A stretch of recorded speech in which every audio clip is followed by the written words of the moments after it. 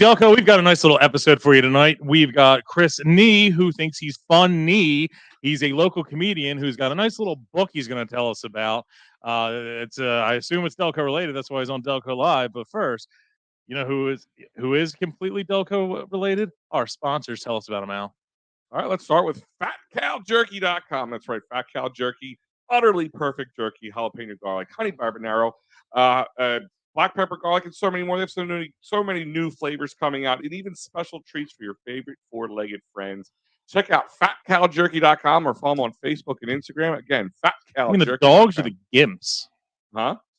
The dogs are the gimp suit Well, either way it works. True. I don't feed the gimps.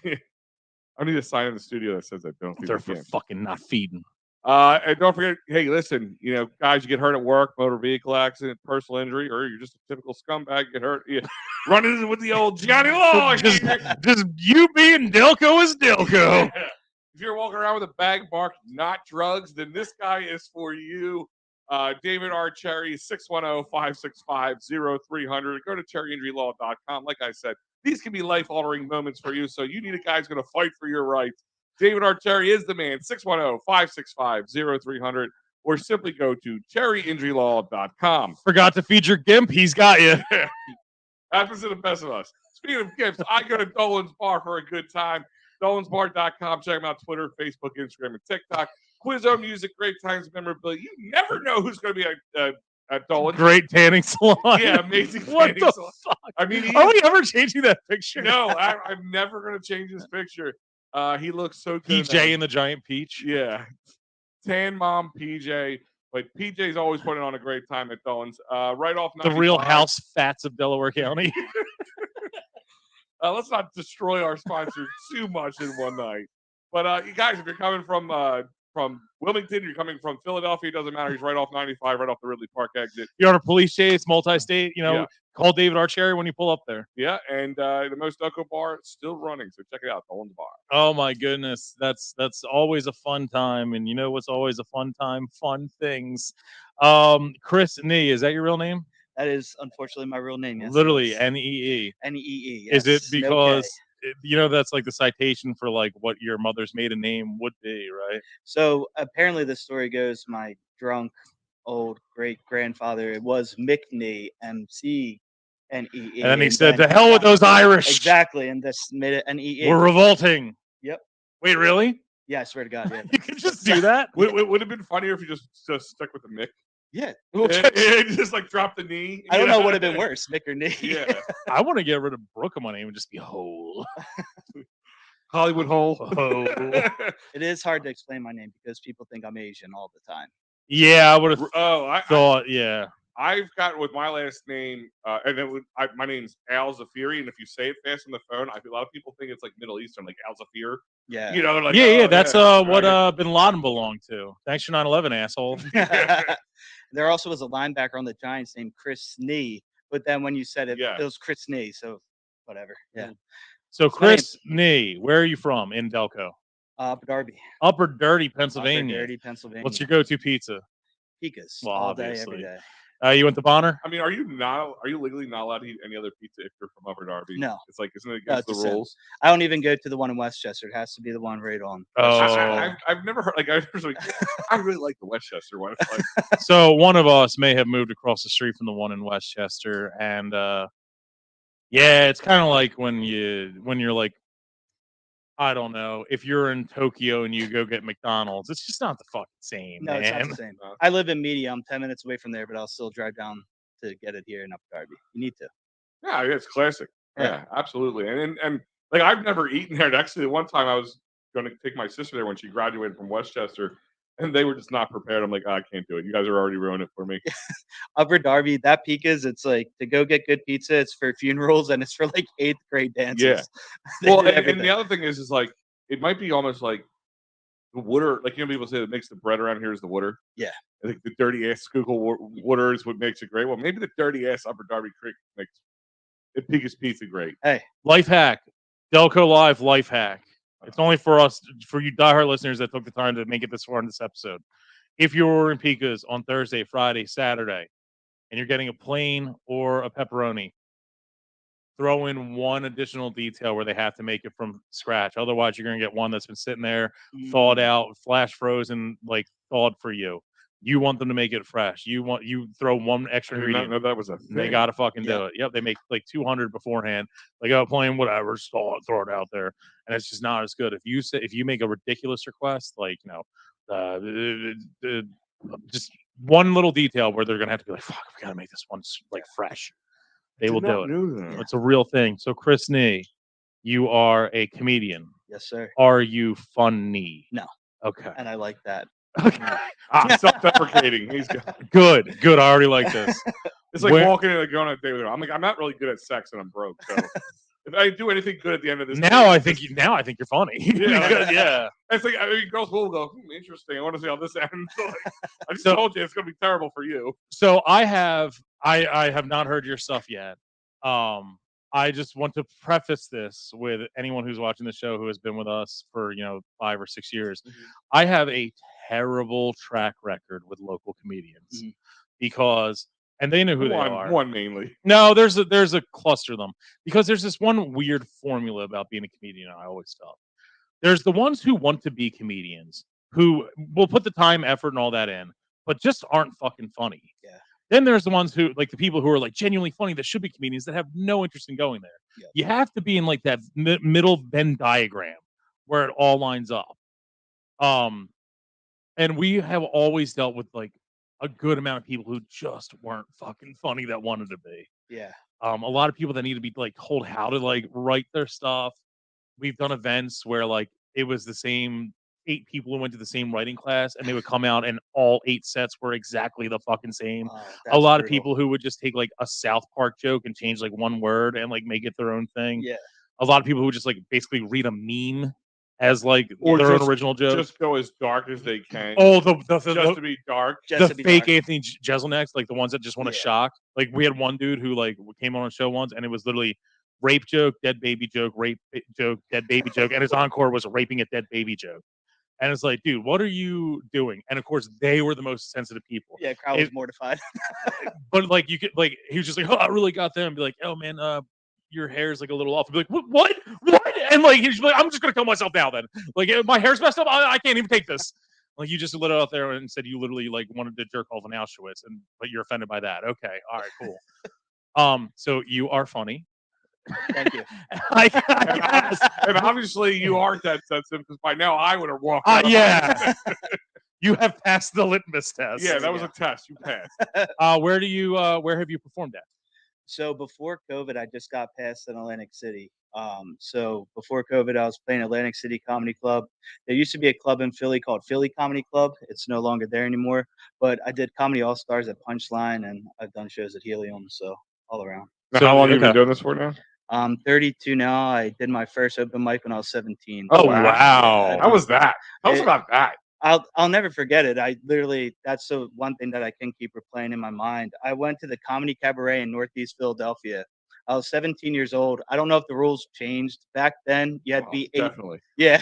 Back then, you had to be 18 to be in the club. So I literally drove up with my dad. I walked in, I signed my name on the sheet, and I waited out in the parking lot until the next person. Because you couldn't be in there. Because I couldn't be there. So I was just like, I'll chill here and then come up. And I'm surprised they were like safe to bring on a 17-year-old and being afraid. Like, I guess they didn't know. I guess that long ago is completely different than it is now. Like, I can see this people like, no, I'm afraid that's not going to go well. Yeah. And I just remember the guy before me bombed. Like, not just bombed, but he got. What was their name? I don't even remember the guy's name. And why did they do a special with us a while ago? I don't even know if he's still alive, but I'll never forget. He bombed, but then he started yelling at the crowd and cursing them off because they weren't laughing. Love it.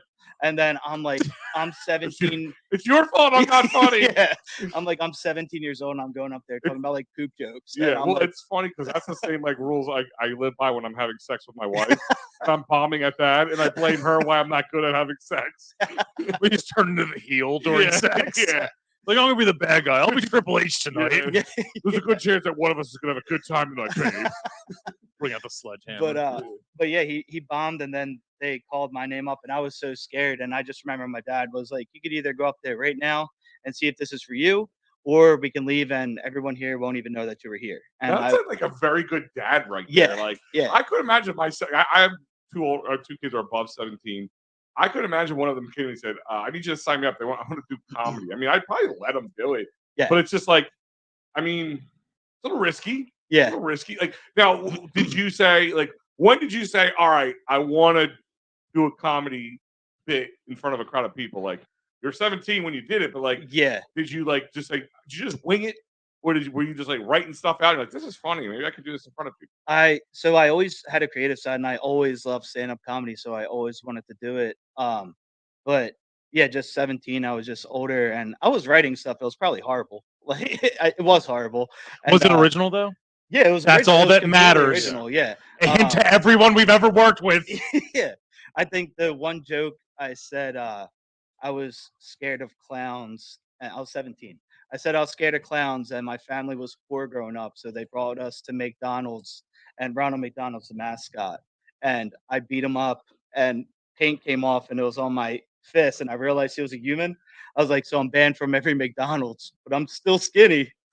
And everyone's like, I was did you get like pity 17-year-old? Like this guy's 17. Let's laugh at his jokes. You no. know? So they didn't know I was 17, but I actually was getting laughs. Like they were actually Okay. genuine laughs. It wasn't like you're crushing and it was like the loudest laugh ever. But I mean, all I care about is if I get a reaction. So if you're laughing a little bit, a lot, or you're doing something, then I'm fine. And I How got long that. as a comedian? Like, because like what we do is more spur of the Mm-hmm. moment, reacting to what you say or whoever the guest is. So I couldn't go up on a stage and talk for about 15 minutes and try to keep Mm. people laughing. I'm more reactionary, kind of like if I can make somebody laugh, and that doesn't happen very often either. But like, how long do you write and work on a joke before you finally say, "Nah, this is just not landing"? So I can't force myself to write. Okay. So I have like in my iPhone, I have a bunch of notes. I'll have either a punchline or a topic of what I want to say and then go back to it later. And then once I can make any topic into at least like a 5 minute or 4 minute bit because I'm a storyteller. So Mhm. that's how I do my jokes. So usually I'll write stuff down, either the punchline or where I want to go with it. And then I'll just sit down or I'll literally just finish it right in my notes. I could either go weeks without writing one thing, and then I could sit down and write like 10 to 12 minutes. So Oh, really? yeah, it's just how it Like, is. When it clicks, it clicks. You Yeah, sit in exactly. traffic, Yeah. you're just like, I know Yeah. exactly where to fucking go. with But I this. mean, I've tried stuff where I thought it was funny and I half-assed it and like I wrote like maybe a punchline or a little bit of it and I tried it on stage and it just sucked. because the art is crafting exactly where Yeah, you want so to then fucking it's get like to. Yeah. some people will get discouraged by that and just toss it, be like, nah, Yeah. that sucked. Or you can work on it and then you do another show and then it actually hits. So it's just working on it. and you've been doing comedy consistently this whole time, right? Yeah. Half Yep. your life. Yeah. On stage. And like, have you seen a lot of like people do kind of what you did at a young age, come up and try to like what do you tell them like how like stick with it even if you're bomb? Like how do you like have you ever said like this guy just needed to find another profession, bro? So I mean, I don't discourage anyone for trying comedy, and if you're going to try it, and either you like it or you don't love it, and you'll know right when you get on stage if you're going to fall in love with it or not. But younger comedians, I literally just tell them to write and just to try the jokes. Like you could be a TikToker, or you could just write like a funny thing on Facebook and get like ha-has, but it only works if you go on stage and you try it out. Yeah. And I always say like I'm independent. I don't have any managers or anything like that. I used to, but I cut ties. I don't do that anymore. And I just tell them make your own blueprint, man. Just build connections with the clubs and comedians are cool dudes. Like we might be hard and jerk offs on stage, but I have a lot of really good friends who are comedians and like they'll help you write. Like I'll be like, hey dude, I'm thinking about this. Is this good? And they'll be like, it's kind of trash. Where I'll be like, no, that's actually pretty killer. All right. Well, then who was your like guy that you watched and really like admired from afar when you started doing this, and who now is kind of the up and coming comedian that you really think is really Yeah. So growing up, so my favorite comedian is Bill Burr. I love Okay. Bill Burr. I love Chappelle, and I was a huge Dane Cook guy. I loved Dane Cook in high school. yeah. I think because- everybody loved The Dane Cook. Nickelback of fucking Yeah, comedians. Yeah. Well, no, like I think I remember when he did the college comedy tour he did, and he was at Villanova. I wasn't going to say that. I think everybody liked him in high school. Yeah. And then he changed. Oh, he was the funniest dude on the planet from Yeah. March of 2004 to July of 2004, dude. Yeah, dude. But I liked him because he kind of made his own career, and he was doing stuff before other comedians were doing it. Like, he was playing Madison Square Garden and arenas before a lot of people were. I mean, you have like the legends like Dice and Rock and stuff like that have done it, but he was like the newer age comedian who was doing it. It was kind of unheard of. But Bill Burr's my favorite. Every time he's in town, I always try to see Burr. I like Bill Burr too. Yeah. My favorite, hands down, the best comedian right now in this day and age is Shane Gillis. He's a PA guy. Yeah, He is absolutely murdering. He just did Parks Casino a couple weeks ago. Yeah, he got fired from Saturday Night Live, and then his career just skyrocketed. He's always on Joe Rogan. He's touring with Bert Kreischer. He's selling out theaters. He's Bert Kreischer, and his and he has a really great YouTube channel, Gillian Keeves, and he does sketch comedy.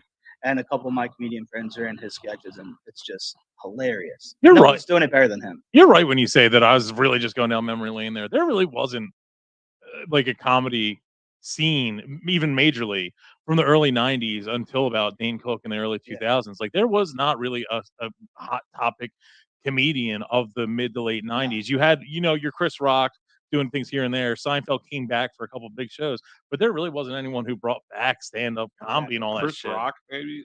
Well, that's what I mean. Like, he was like essentially already established. Eddie Murphy. Okay, they were doing big things. Seinfeld did a huge comeback tour. All the Adam Sandler guys. But that was but even he stopped doing like stand-up. No, I'm talking about Adam Sandler's guys, not Adam Sandler. Yeah, his guys. They were probably doing it a little later. Like the guy from Grandma's Boy and all that. Oh, stuff. Nick Swartzen and all them. But that was right after Dane Cook. Yeah, it probably wouldn't be for Dane Cook if Nick Swartzen getting noticed. And he just he built in when he did that college tour. After every show, he sat down and he met every single person in that crowd. And I really admired that because you're only selling tickets because of the people who are going to your shows. So I thought that was really cool. Now, do you have any I won't say shticks, but there's certain things like some guys I won't curse or I won't. I won't.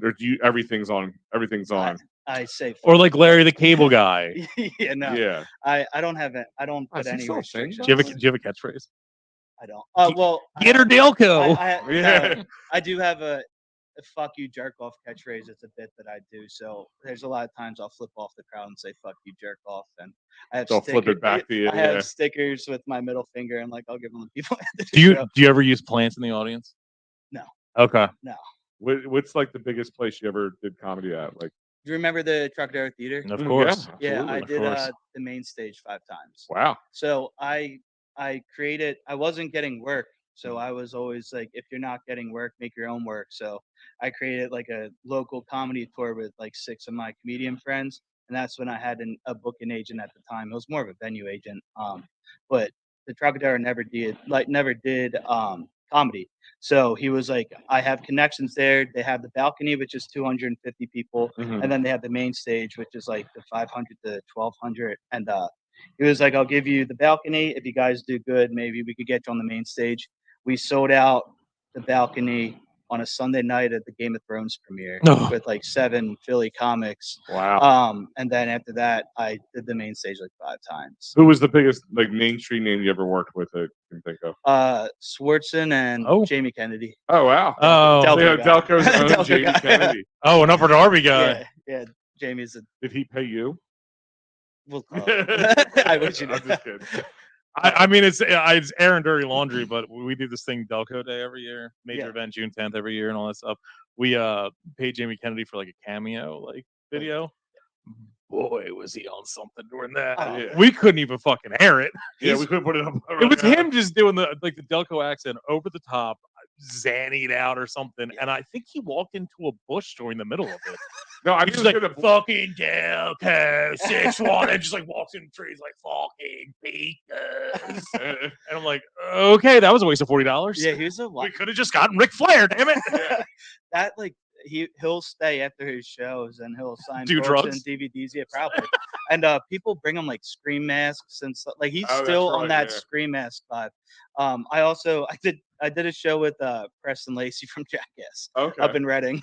He's a big fucking hey, yeah. I saw he was wild. I saw Bam Margera get arrested the other day. What a great tie-in! And I was in BJ Novak's movie about heroin. With social media, with like TikTok, especially for like the quick hits and reels and all that. Like I've been seeing a lot of new up and coming guys like Matt. I think it's Rife or Matt Rife. Yeah. I like his. I haven't really even seen him do a bit. Yeah. But I like how he works a crowd. Do you work crowds? He's things like that. Yeah.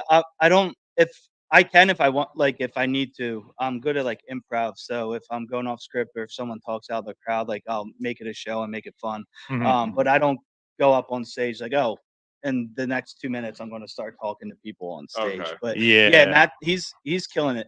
He's getting a lot of hate right now because he's like selling out a world tour, but he wasn't getting booked for a while, and then he utilized TikTok, and now he's selling out places like. So why was he and he's so young. Why is he getting hate now?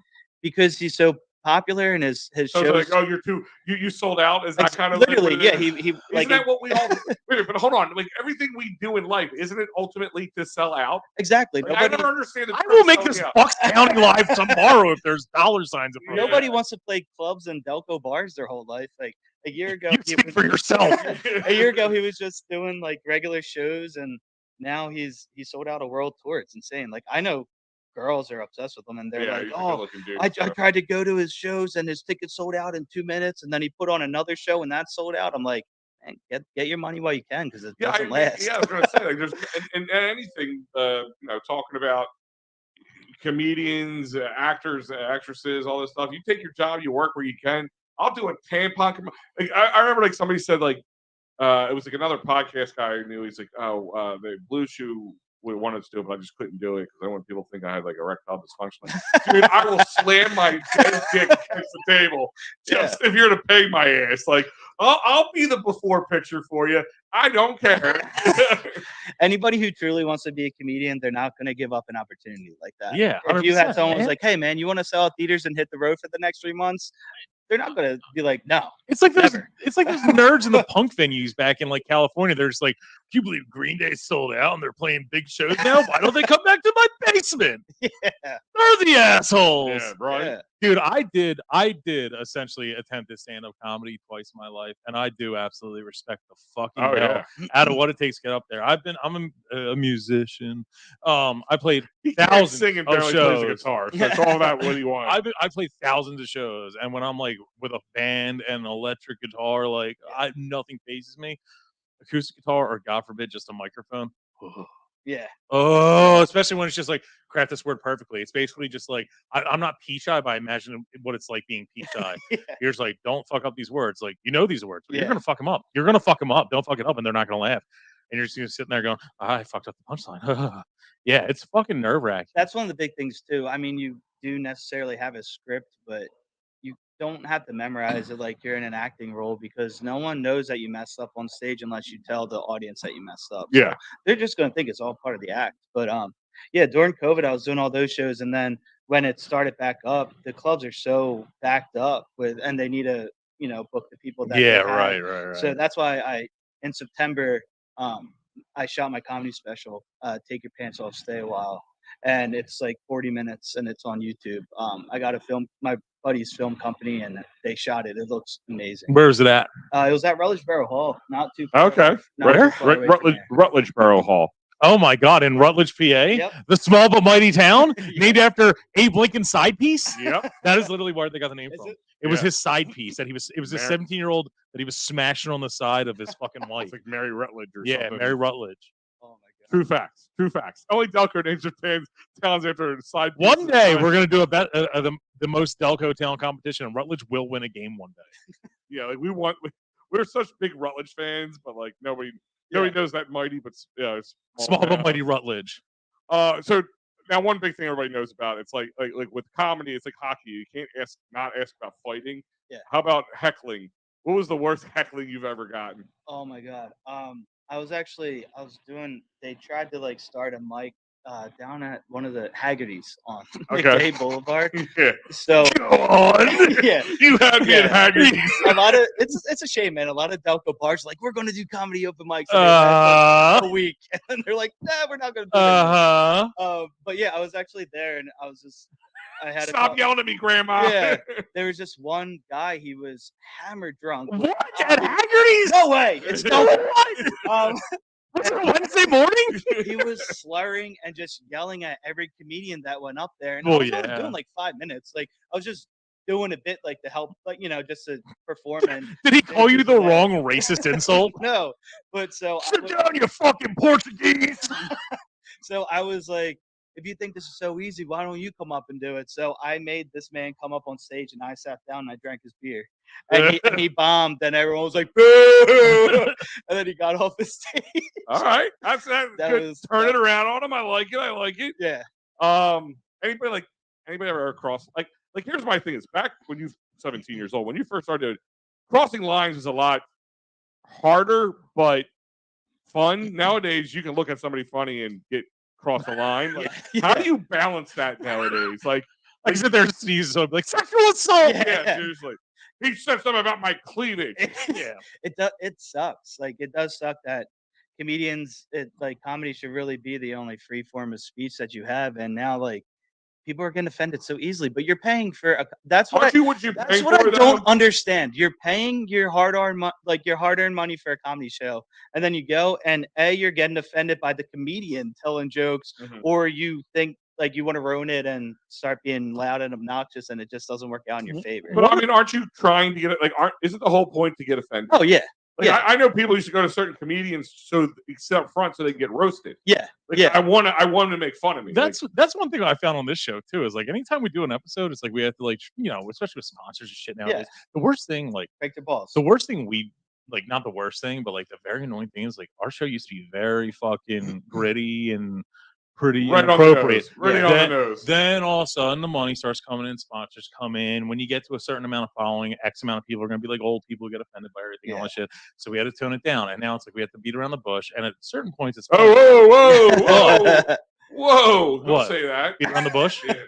But then, like, anytime we do like an episode where we go like, this is a roast. Yeah. It might get offensive. Everyone's like, oh yeah, they said it's a roast. So yeah, they can fucking say anything. They can insult dead people. Like, this is great. It's a roast. But otherwise they can't be like, there's a traffic accident out front. They're like, how dare you? That might be someone's family member. Yeah. For me personally, I don't really like do anything that would be too offensive to people. It's just like not really my style of comedy. I would go there if I had to, but yeah, my type of comedy is kind of like we're sitting at a bar having a conversation, telling funny stories. So it's kind of relatable to people. But I can't really think of a time where like I tried something and it was like severely offensive. Did you ever like do like a bit or a story about somebody, like something that happened in your life, and like that person comes to the show and hears a joke and goes, "You were talking about me, weren't you?" Well, yeah. So if you Google Chris Nee, there's a famous writer for Disney called Chris Nee, and she's a lesbian writer, and she wrote Doc McStuffins. So I did a bit, and I was like, over COVID, I Googled myself, and I found out that I'm a lesbian Disney writer. And people like how dare you say lesbian if you're not LGBTQ yourself? Yeah, I'm sure that there's people. Labels are for Kens. Yeah, I had a bit about flashing titties at a concert too. I was like, I want to meet the first person who flashed their titties at a concert, and I want to be the second person who said, "This is a thing we can start doing. Let's do it." Like the first person, all right, they're a drunk a-hole. Here's my titties. Yeah, but the second one is like, I want this to be a thing. Yeah, that's what I said. I'm like, what concert was it at? And at what point in this concert did she get so excited that she just went? The Doc McStuffins concert really get out of hand. Has anyone ever flashed you on stage? Oh man, it happens. Has it ever helped you with the ladies? I'm married, but well, you weren't married when you were 17. It was when I was dating. Even if you're on a diet, you can still go into the fucking deli. I was dating this girl, and I brought her to a show that I had at the Trop, and we were like nearly dating. I'm like, oh, this is so rad. Like, I'm doing a theater show, and she's gonna think I'm so sexy. She's gonna be moister than an oyster. Yeah, yeah, dude. We stopped talking. Deeper than a hamper. We stopped talking a couple days later. But wait, did you do like a lot of ex-girlfriend jokes? Like, oh, I'm not giving this guy any material. Well, that's why I don't like Adele. That's like a thing on the show. I'm not a big Adele fan because I'm like, every time if you break up with her, she's gonna write a song and make billions of dollars and make you an asshole. Yeah. Like, why would I want to date her? Yeah. Plus, she's a pig. But it's cool now because my wife loves comedy, and her family is friends with Dom Herrera, who's South Philly. Oh yeah. Legend. He's one of my friends. He'll have bits talking. Joe. Sheeran. then he's related to Well, someone he's else. not his uncle. I'm sorry, his uncle's best friend. So yeah, I got Oh, to I meet was gonna Dom a say, couple then times. he's related yeah. to another guest we've had on the show Yeah. twice. Yeah, Dom will do. He'll do bits about the O'Malley family, and that's like clearly my wife's Oh, really? family. Yeah. That's cool. He had a show at the Columbus Club in Clifton the one time when he Oh came back. wow! I also had a show. Mine involved the police, a couple of did too. bouncers, some fireworks. Same. One of the Check. one of her family members, Dom, he was at Helium, and he called out her one uncle, and he apparently just got his like third DUI, and the family had no clue, and he called it out on stage, and everyone's like, "You got another DUI." Love it. That's usually how Holbrook lets people know it's DUI. Yeah. He hires comedians to tell a joke about it. That's I mean, every time I go to a fantasy draft, I think it's an intervention. Like, oh, all my friends sitting around in circles with papers in their hands. Great, another one. I'm going back to the Falcon Center. This is how you hurt me today, Holbrook. Yeah. Now you said you not just did comedy, but you put on comedy shows. Yep. You have a book. Yeah. That's the whole purpose of this. True. I talk about comedy and book. Yeah. You wrote a book. I did. You're a comedian that wrote a book. I did. Yes. It opens from the right to the left. It looks like Yes, the traditional American style, right to left. it has a. But it's in Swahili. Yeah. There it is. There's the rub for you. It's a nice palette of autismal colors. Yes. That means autumn, not autism. Don't get offended, people. Yeah. I wrote my debut book, Boy Meets Anxiety. It's actually out right now on Amazon. It's in soft cover, hardcover, and Kindle. So for anybody's reading preference, it is out there. What is it about? Yeah. So Boy Meets Anxiety, it's a mental health guidebook. So I talk about my own journey with mental health and panic disorder. And it's 15 chapters, and each chapter talks about something particular about anxiety or mental health. So it's kind of a guidebook to help you get to a better state so it doesn't control your life and you start to control your life. So I worked on it for 2 years, and it's finally out. It's awesome. What amount of comedians do you think actually have some sort of like mental health, like depression? 90%. 99%. 99%. I would go even higher. 99. That's why, like, the ones every comedian's on like Xanax or some sort of because they say antidepressant. comedy is a defense mechanism and Yeah. all that, right? Yeah. for Well, sure. yeah, I mean, they always bring up the Robin Williams thing. Like, look for a guy who's always, Yep. everybody thought was always happy. but, like, Yeah. Yeah. living with like deep depression. Yeah. But yeah, I mean, so So it's not a children's book. yeah, it does actually kind of look. It looks like a Yeah. children's It book. does So- have that cover. Like, I thought it was Yeah, a children's so book. my A best Child's friend, Guide to Prozac. my best friend Nick Bradley drew this. So Boy Meets Anxiety, and it best kind friends. of looks like Boy Meets World. So Yeah. obviously it's an eye catcher. So when you see it, you're obviously gonna know it from something. But it's a little cartoon me with the little brain for mental health, and then it has my name on it. Does it have a happy ending? It does have a happy Oh, ending. yay, spoiler alert. It does have a happy ending. It's doing pretty good. On August 4th, I released it, and in the first week, I sold over a couple hundred copies so far. nice, So nice. it's going good. How many Yeah. pages? Like it's all words. Yeah, it's all words, but there Is are there- pic- is there there's anything you pictures can as color? well. So I There's- color in the mark. Yeah. Is there any things where you fold like Mad Magazine? Yeah, no, Turn to there's page 32. to Sad continue and the this. story. Well, what if I put these together? Oh, sadness. no. Each chapter has 2 pictures in each chapter, so there's Who text and drew there's 'em? pictures. Nick Uh, Bradley as well. They're actually just actual pictures. So Oh. I'm also a cancer survivor. Oh wow. I that's- battled cancer when I was a kid. I had ALL leukemia cancer, Oh, and Lord. so the first chapter kind of talks about that, and I have some old newspaper articles that I was in, and it's just like my story, but also motivational for people who need help. So it's a guidebook to help you deserve the life that. So using a little bit of the comedy to help people through. Yeah. So I put comedy in it as well because I don't want to just make it depressing. Yeah. Right. Yeah. It's already about mental health, so you don't want to make it depressing. But yeah, it talks about serious stuff, but I also put my twist on comedy in it, so it's a very easy read. That's one of the biggest compliments that I've been getting from the readers. It's they're like, dude, I feel like I'm just sitting down and we're talking. Like I don't use big words and stuff like that. That'll make you be like, what are you talking Well, I mean, about? if you think about it, it's like anything nowadays, like, social media, reels again, like 30, 60, 90 seconds. Nobody has time to read anything. They're not going to read Yep. something this thick unless you're into reading, but the casual reader, it looks like something you could pick up, finish in a day or two and get a lot out of it. Yeah, it's only 102 pages, but with the pictures, it's probably not even 100 pages. So it's definitely a quick read for It's sure. awesome. I'm gonna make a resolution. I'm gonna read that book. I was gonna say he's gonna lose weight. Oh my god! Can I read it into a microphone and you sell it as a fucking as a book? As long as you're okay with it. Yeah, you can do. I'll do it, dude. Do the audiobook. I have a readable voice. The Delco way, you can just crush beers and you just read. Oh, it's going to be. Yeah, you're here to just get drunker as the book goes on. You're gonna hear a bong light up in the background. You hear the every so often.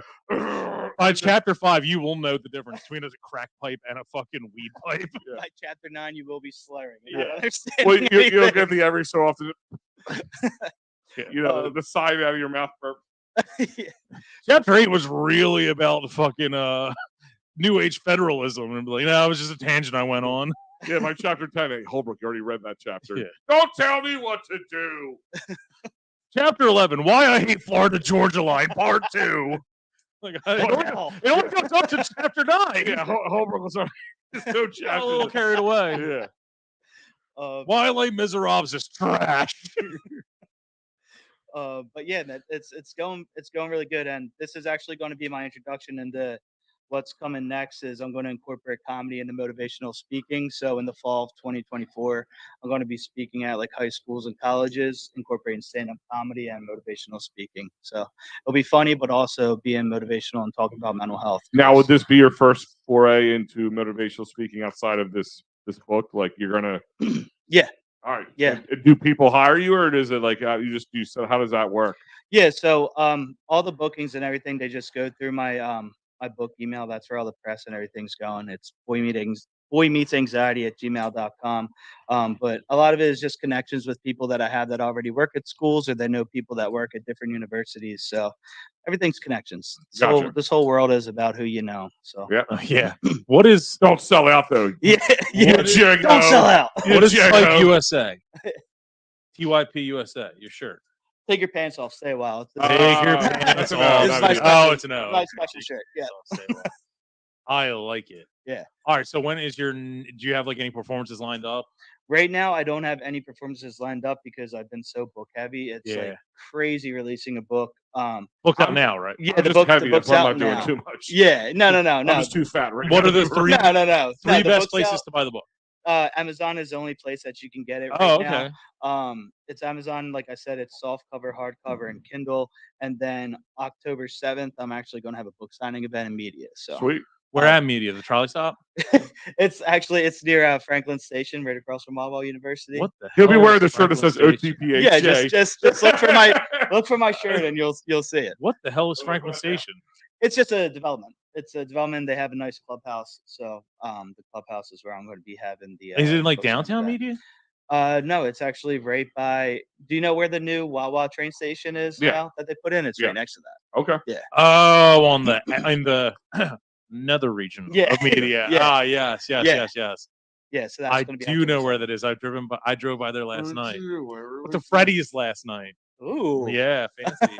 First, I was in a drive-through in 2012 or 2023, by the way. Okay. Yeah, dude. Most time I didn't get off my fucking couch. Just DoorDash it. That's awesome, dude. I love this, man. Yeah. So, guys, if you're listening, I will have, and it's probably been down there this whole time. I'll have the link for his book for Amazon. I'll have a link for his email and any way to get in touch with him in social media. And thanks, man. Yeah, man. Thank you guys so much for having me.